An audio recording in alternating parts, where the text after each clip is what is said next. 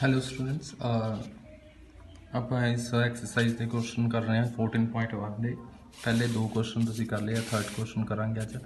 The following distribution shows the daily pocket allowance of children of a locality कहना ये जो data है ये जो डाटा दिता होया ये तुहानूं डाटा दिता होया कि एक बच्चे नूं किन्नी क पॉकेट मनी दित्ती जाती है एक एरिए दे विच उन्होंने इस डाटे नूं कलैक्ट किया है एक बच्चे नूं किन्नी पॉकेट मनी दित्ती जाती है जिद्दां डाटे नूं समझदे हैं daily pocket allowance number of children 11 तो 13 11 to 13 रुपीज़ जिहड़े बच्चों नूं दित्ते जांदे आ वो किन्ने बच्चे आ 7 13 to 15 रुपीज़ जिहड़े बच्चों नूं पॉकेट मनी दित्ती जांदी है वो किन्ने बच्चे 6 15 to 17 वाले 9 17 to 19 रुपीज़ जिन्हां नूं उन्हां दे मापिਆਂ ने फादर मदर ने जिहड़े आ पॉकेट मनी दी वो 13 19 to 21 वाले आ फ्रीकुएंसी मिसिंग है ना इनू तुसीं उदा मनो कि ये तुहानूं दिते एफ ठीक है कोई गल नहीं एक ही 21 to 23 वाले 5 23 to 25 वाले 4 ठीक है ना। हुण देखो पिछला क्वेश्चन जिहड़ा सी आपां देखांगे उहदे विच की लिखिया सी सानूं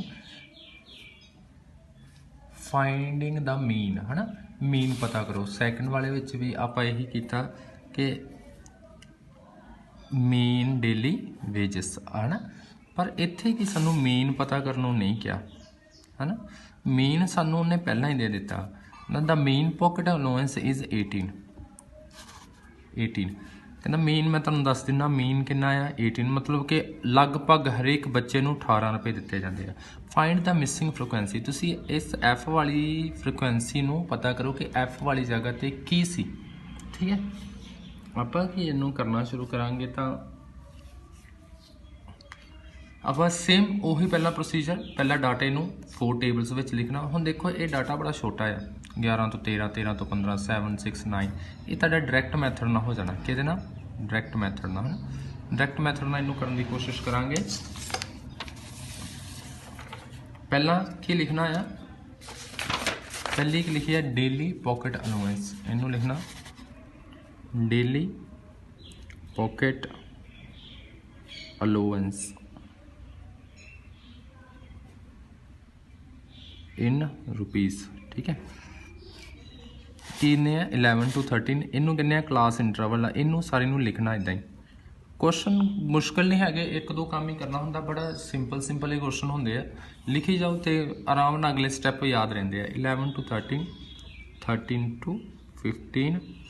15 to 17 17 to 19 फिर 19 to 21 फिर 21 to 23 फिर 23 to 25 वाले हो गए ठीक है और हो गया तुहाडा खत्म ठीक है आप एक लाइन मार लांगे जिथे आप सिग्मा वगैरह एफ वगैरह लिखना ना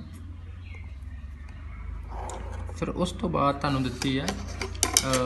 नंबर ऑफ चिल्ड्रन है मैं तुहानूं कहा सी नंबर ऑफ चिल्ड्रन लिखो जां तुसीं फ्रीकुएंसी भी लिख सकते हैं फ्रीकुएंसी लिख दो नंबर ऑफ चिल्ड्रन लिखना तुसीं वो तुहाडी मर्जी है जो भी लिखोगे तो भी कोई टेंशन नहीं फ्रीकुएंसी एफ आई ठीक है इनू लिख देना एफ आई। हुण देखो 11 to 13 वाले किन्ने हैं 7 6 9 13 19 to 21 वाला मिस है ना किन्ना एफ 19 to 21 वाला एफ इधर रहने देना 5 उस तो बाद 4 इस पहला काम तुहाडा यही है लिखना ठीक है कोई होर कोई काम नहीं। इस तो बाद मैं तुहानूं पहला ही काम एक चीज़ तुहानूं दस्सी है कि इन्हां दा की करो जोड़ इन्हां नूं सम करो ठीक है इन्हां नूं ऐड करो ऐड करने लिए निशान पाईदा वैसे sigma F I is equal to किन्ने आ ऐड करांगे तो तुहाडे कोल आ जाना इन्हां ऐड करो देखो 7 6 13 39 22 22 ते 22 तो 26 26 ते 5 हो गए 31 ते 13 हो गए 44 किन्ने 44 तुसीं की कर लिया 40 इन्हां दा तां जिहड़े डिजिट दित्ते आ तुहानूं 1 2 3 4 5 6 है ना इन्हां नूं कर लेना जोड़ ऐड कर लेना 14 का 14 आ जाना तुहाडे कोल पर जिहड़ा नाल एफ आ इनू नाल प्लस विच इनू भी नाल इस तरह लिख दो प्लस एफ क्योंकि जे इत्थे कोई रकम हुंदी मान लो 5 हुंदा है ना मान लो 6 ਹੁੰਦਾ ਜਾਂ 6 ਹੁੰਦਾ ਤਾਂ ਆਪਾਂ ਇਹਦੇ ਵਿੱਚ ਐਡ ਕਰਨਾ ਸੀ 14 ਤੇ 6 ਕਿੰਨੇ ਹੋ ਜਾਣੇ ਸੀ 15 ਬਸ ਆਪਾਂ ਉਹ ਨਾਲ ਵੈਸੇ ਲਿਖ ਦੇਣਾ ਤਾਂ ਕਿ ਜਦੋਂ ਵੀ ਸਾਡੀ ਵੈਲਿਊ ਆ ਸਕੇ ਉਹਨੂੰ ਆਪਾਂ ਵਿੱਚ ਨਾਲ ਲਿਖ ਸਕੀਏ ਐਡ ਕਰ ਸਕੀਏ ਠੀਕ ਹੈ ਜੇ ਐਫ ਦੀ ਜਗ੍ਹਾ ਕੋਈ ਰਕਮ ਹੁੰਦੀ ਮੰਨ ਲਓ 6 ਹੁੰਦਾ ਤਾਂ ਉਹ ਐਡ ਤਾਂ ਹੋ ਜਾਣਾ ਸੀ ਨਾ 14 4 ਤੇ 6 ਕਿੰਨੇ ਹੋਣੇ 50 ਹੋ ਜਾਣੇ ਸੀ ਉਹ ਵੈਸੇ ਵੀ ਐਡ ਹੋਣਾ ਸੀ ਇਸ ਲਈ ਇਹਨੂੰ ਪਲੱਸ ਐਫ ਪਾ ਕੇ ਲਿਖ ਦੇਣਾ ਬਸ ਉਸ ਤੋਂ ਬਾਅਦ ਤੁਹਾਨੂੰ ਪਤਾ ਹੀ ਹੈ ਮੈਂ ਤੁਹਾਨੂੰ ਬਾਰ-ਬਾਰ ਦੱਸਦਾ ਕੀ ਕੰਮ ਕਰਨਾ ਕਲਾਸ ਮਾਰਕ ਕੱਢਣਾ ਕਲਾਸ ਮਾਰਕ ਠੀਕ ਹੈ ਉਹਨੂੰ ਆਪਾਂ ਕੀ ਕਹਿੰਦੇ ਆ ਐਕਸ ਆਈ ਠੀਕ ਹੈ ਐਕਸ ਆਈ ਹੁੰਦੀ ਹੈ ਇਹਨਾਂ ਦੋਨਾਂ ਦੇ ਵਿਚਕਾਰ ਦੀ ਸੈਂਟਰ ਵਾਲੀ ਰਕਮ ਮਿਡ ਪੁਆਇੰਟ ਕੀ ਮਤਲਬ ਮਿਡ ਪੁਆਇੰਟ ਕਲਾਸ ਮਾਰਕ ਕੀ ਹੁੰਦਾ ਆ ਮਿਡ ਪੁਆਇੰਟ ਇਹਨਾਂ ਦੋਨਾਂ ਦੇ ਵਿਚਕਾਰ ਦਾ ਹੁਣ ਦੇਖ ਇਹ ਕਿੰਨਾ 11 ਤੋਂ 13 ਮਿਡ ਪੁਆਇੰਟ ਕਿੰਨਾ ਹੋਇਆ 12 ਵੀ ਹੋਣਾ ਨਾ ਜੇ ਕੱਢਣਾ ਹੋਵੇ ਤੇ ਇਹ ਤਾਂ ਸਿੱਧਾ ਜਾਂ ਮੂੰਹ ਜ਼ਬਾਨੀ ਆਪਾਂ ਮਤਲਬ ਕਿ ਵਰਬਲੀ ਕਿੱਦਾਂ ਕੱਢ ਸਕਦੇ ਆ ਪਰ ਓਰਲੀ ਆਪਾਂ ਕਿੱਦਾਂ ਪਤਾ ਕਰ ਸਕਦੇ ਆ ਪਰ ਜੇ ਤੁਸੀਂ ਕੱਢਣਾ ਤੇ ਇਹਨਾਂ ਦੋਨਾਂ ਨੂੰ ਜੋੜ ਕਰ ਲੈਣਾ 11 plus 13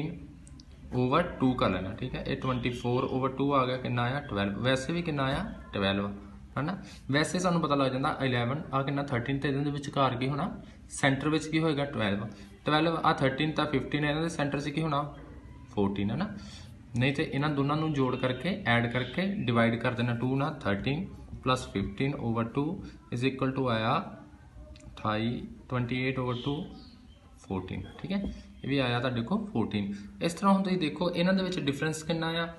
इन्हां दे विच उन्ना ही डिफरेंस होना जिन्ना क्लास इंटरवल का डिफरेंस आ 11 to 13 दे विच डिफरेंस कितना 2 इहदा मतलब 2 इहदे विच जोड़ी जाओ 2 ऐड करी जाओ 12 तो प्लस 2 हो गए 14 14 प्लस 2 हो गए 16 16 प्लस 2 हो गए 18 है ना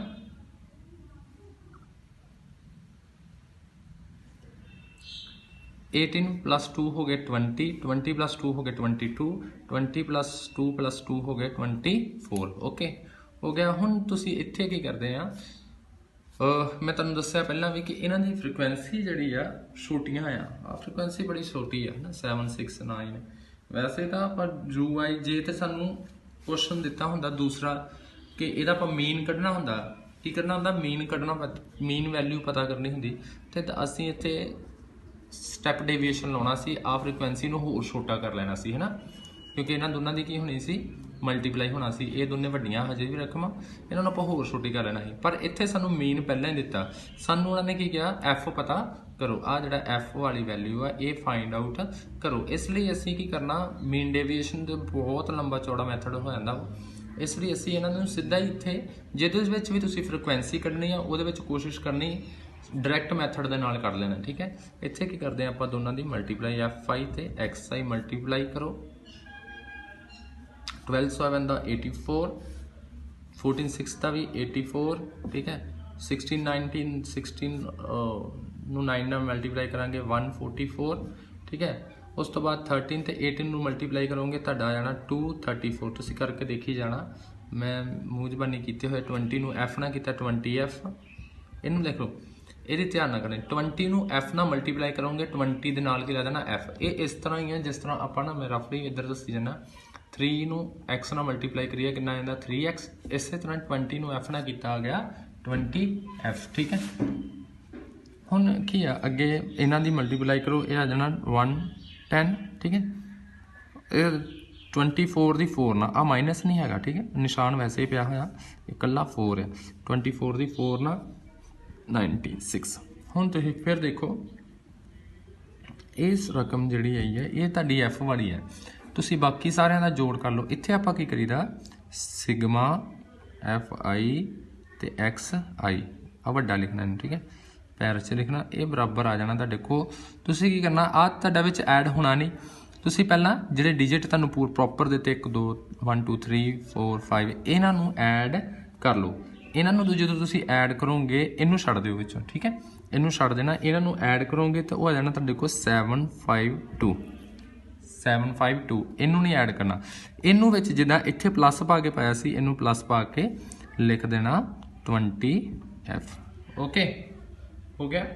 ਇੱਥੇ ਤੱਕ ਜਦੋਂ ਤੁਸੀਂ ਕਰ ਲਓਗੇ ਤਾਂ ਤੁਹਾਨੂੰ ਪਤਾ ਡਾਇਰੈਕਟ ਮੈਥਡ ਵਿੱਚ ਮੀਨ ਕੱਢਣ ਦਾ ਫਾਰਮੂਲਾ ਕੀ ਹੈ x ਬਾਰ ਮੀਨ ਬਰਾਬਰ ਹੁੰਦਾ ਆ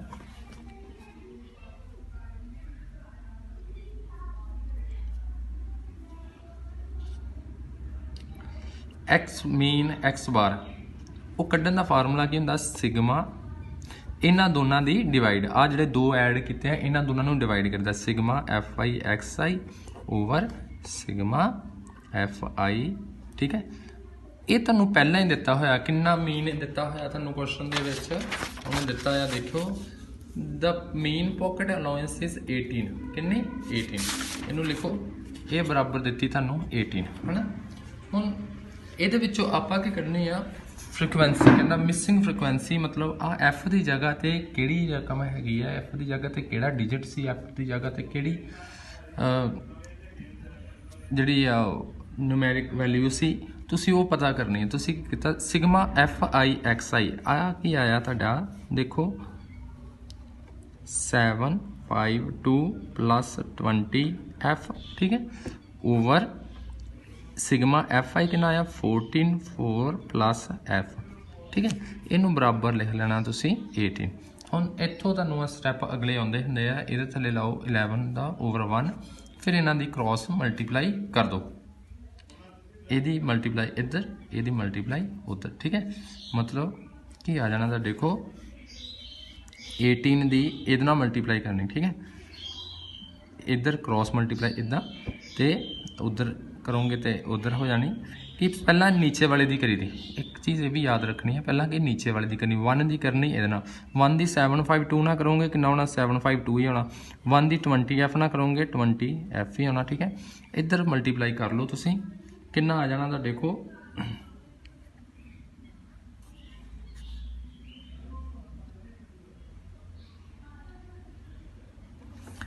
18 दी 44 नाल भी करनी मल्टीप्लाई तो 18 दी एफ नाल भी 18 दी आप 44 ना करते मैं तुहानूं इधर करके दस दिना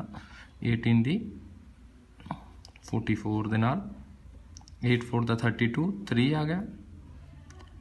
4 1 दा 4 4 तो 3 7। ठीक है ये फिर आ जाना 7 2 ही आ जाना। ठीक है 2 9 7 कितना आया 7 18 दी तुसी कीती 7 18 दी करनी 44 ना कितना गया 792 फिर एफ ना की प्लस 18 दे नाल लग जाना एफ। ठीक है ओके इत्थे तक हो गया। हुण तुसी की करना हुण साडा एक कोई सानू पता जे इदां दी किसी भी अखर दी वैल्यू कढनी होवे एक्स दी वाई दी जैड दी किसी भी अलजैबरिक फंक्शन दी वैल्यू कढनी होवे तां असीं की करदे आ उन्हां नूं एक साइड ते कर दिंदे आ दूसरे जिहड़ियां कॉन्स्टेंट है इन्हां नूं कहने आ कॉन्स्टेंट जिन्हां दे नाल एक्स वाई नहीं लगे हुंदे है ना ये कॉन्स्टेंट है ये एक्स वाई वाले आ एफ वाले आ इन्हां नूं एक पासे कर लो दूजिਆਂ ਨੂੰ एक पासे कर लो इधर की है 20 एफ या 18 ये कितना 18 एफ इनू इधर लै जाओ ये प्लस 10 इधर आके हो जाना माइनस का उत्थे की है 792। ठीक है इत्थों 752 चक्को उधर जाके माइनस का कर दो प्लस का उधर जाके कदा हो गया माइनस का। ठीक है 20 एफ चों 18 एफ 18 एफ गए 2 एफ इज इक्वल टू 2 च 2 गए 0 ये आ गया था देखो 4 40 इन्हां दोनों की माइनस की 14 आया तुसी कदी वैल्यू कढनी एफ की देखो 2 ये नाल की है मल्टीप्लाई उधर जाके की हो जाना डिवाइड इस तो बाद इत्थे स्टैप नोट करना। ठीक है आ सारा रफ काम है मैं तुहानूं पहला ही दस दिना एक दिन तुसी ब्रेक च ना पाओगे सारा रफ है 2 एफ इज इक्वल टू 14 आया एफ इज इक्वल टू आ जाना आ 2 मल्टीप्लाई उधर जाके हो जाना डिवाइड डिवाइड बराबर 20। ओके चलो इनू कर लेना तुसी नोट पहला उपरों कर लो